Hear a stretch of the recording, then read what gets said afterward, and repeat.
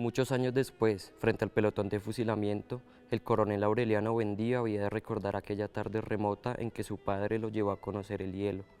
Macondo era entonces una aldea de 20 casas de barro y caña brava, construidas a la orilla de un río de aguas diáfanas que se precipitaban por un lecho de piedras pulidas, blancas y enormes como huevos prehistóricos. Visitación le preguntó por qué había vuelto, y él le contestó en su lengua solemne: he venido al sepelio del rey. Entonces entraron al cuarto de José Arcadio Buendía, lo sacudieron con todas sus fuerzas, le gritaron al oído, le pusieron un espejo frente a las fosas nasales, pero no pudieron despertarlo.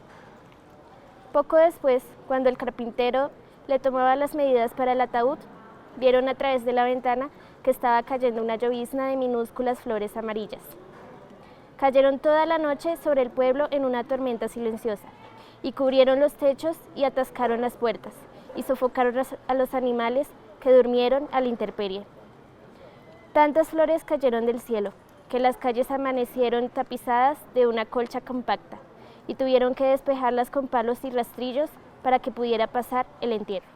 Siempre creí que los muertos debían tener sombrero. Ahora veo que no. Veo que tienen la cabeza cerada y un pañuelo amarrado en la mandíbula. Veo que tienen la boca un poco abierta y que se ven, detrás de los labios morados, los dientes manchados y irregulares. Veo que tienen la lengua mordida a un lado, gruesa y pastosa, un poco más oscura que el color de la cara, que es como el de los dedos cuando se les aprieta con un cáñamo. Veo que tienen los ojos abiertos, mucho más que los de un hombre, ansiosos y desorbitados, y que la piel parece ser de tierra apretada y húmeda. Creí que un muerto parecía una persona quieta y dormida, y ahora veo que es todo lo contrario. Veo que parece una persona despierta y rabiosa después de una pelea. En realidad, Remedios, la bella, no era un ser de este mundo. Hasta muy avanzada la pubertad, Santa Sofía de la Piedad tuvo que bañarla y ponerle la ropa. Y aún cuando pudo valerse por sí misma, había que vigilarla para que no pintara animalitos en las paredes con una varita embadurnada de su propia caca. Llegó a los 20 años sin aprender a leer y a escribir, sin servirse de los cubiertos en la mesa, paseándose desnuda por la casa, porque su naturaleza se resistía a cualquier clase de convencionalismo.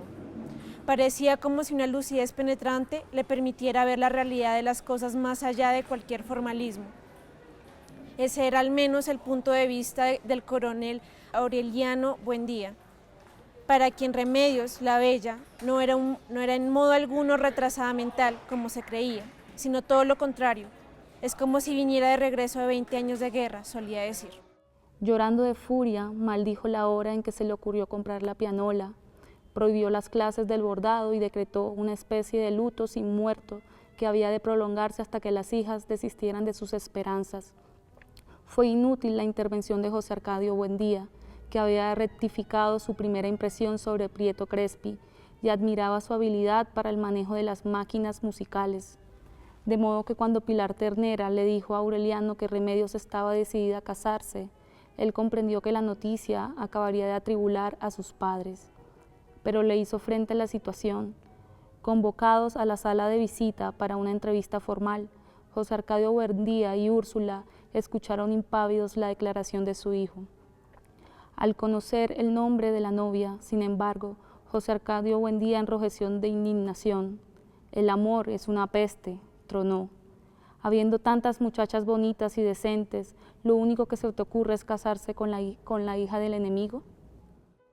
Después de tantas horas de caminar sin encontrar ni una sombra de árbol, ni una semilla de árbol, ni una raíz de nada, se oye el ladrar de los perros. Uno ha creído a veces, en medio de este camino sin orillas, que nada habrá después, que no se podía encontrar nada al otro lado, al final de esa llanura rajada de grietas y arroyos secos.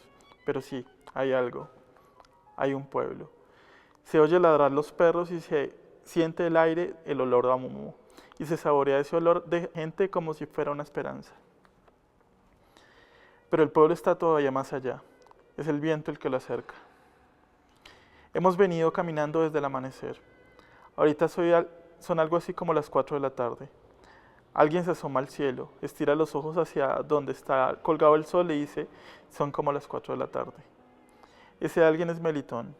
Junto a él vamos Faustino, Esteban y yo. Somos 4.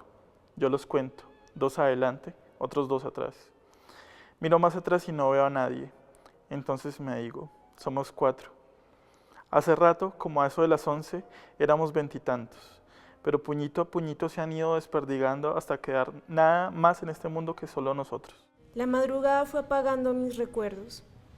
Oía de vez en cuando el sonido de las palabras y no notaba la diferencia, porque las palabras que había oído hasta entonces lo supe, no tenían ningún sonido, no sonaban, se sentían, pero sin sonido, como las que se oyen durante los sueños. Santiago Nasser necesitaba apenas unos segundos para entrar cuando se cerró la puerta. Alcanzó a golpear varias veces con los puños y enseguida se volvió para enfrentarse a manos limpias con sus enemigos. Me asusté cuando lo vi de frente, Me dijo Pablo Vicario. porque pareció como 2 veces más grande de lo que era. Santiago Nasser levantó la mano para parar el primer golpe de Pedro Vicario, que lo atacó por el flanco derecho con el cuchillo recto. Hijos de puta. Gritó. El cuchillo le atravesó la palma de la mano derecha y luego se le hundió hasta el fondo en el costado. Todos oyeron su grito de dolor. Ay, mi madre. Pedro Vicario volvió a retirar el cuchillo con su pulso fiero de matarife y le asestó un segundo golpe casi en el mismo lugar. Lo raro es que el cuchillo volvió a salir limpio. Declaró Pedro Vicario al instructor. Le había dado por lo menos 3 veces y no había una gota de sangre. Santiago Nasser se torció con los brazos cruzados sobre el vientre después de la tercera cuchillada, soltó un quejido de cerro y trató de darles la espalda. Pablo Vicario, que estaba a su izquierda con el cuchillo curvo, le asestó entonces la única cuchillada en el lomo y un chorro de sangre a alta presión le empapó la camisa. Olía como él. Me dijo. 3 veces herido de muerte, Santiago Nasser les dio otra vez el frente y se apoyó de espaldas contra la puerta de su madre, sin la menor resistencia, como si solo quisiera ayudar a que acabaran de matarlo por partes iguales. No volvió a gritar. Dijo Pedro Vicario al instructor. Al contrario, me pareció que se estaba riendo. Entonces ambos siguieron acuchillándolo contra la puerta, con golpes alternos y fáciles, flotando en el remanso deslumbrante que encontraron del otro lado del miedo. No oyeron los gritos del pueblo entero espantado de su propio crimen. Me sentía como cuando uno va corriendo en un caballo. Declaró Pedro Vicario, pero ambos despertaron de pronto a la realidad porque estaban exhaustos y, sin embargo, les parecía que Santiago Nasser no se iba a derrumbar nunca. Mierda, primo. Me dijo Pablo Vicario. No te imaginas lo difícil que es matar a un hombre. Tratando de acabar para siempre, Pedro Vicario le buscó el corazón, pero se lo buscó casi en la axila, donde lo tienen los cerdos. En realidad Santiago Nasser no caía porque ellos mismos lo estaban sosteniendo a cuchilladas contra la puerta. Desesperado, Pablo Vicario le dio un tajo horizontal en el vientre y los intestinos completos afloraron con una explosión. Pedro Vicario iba a hacer lo mismo, pero el pulso se le torció de horror y le dio un tajo extraviado en el muslo. Santiago Nasser permaneció todavía un instante apoyado contra la puerta hasta que vio sus propias vísceras al sol, limpias y azules, y cayó de rodillas.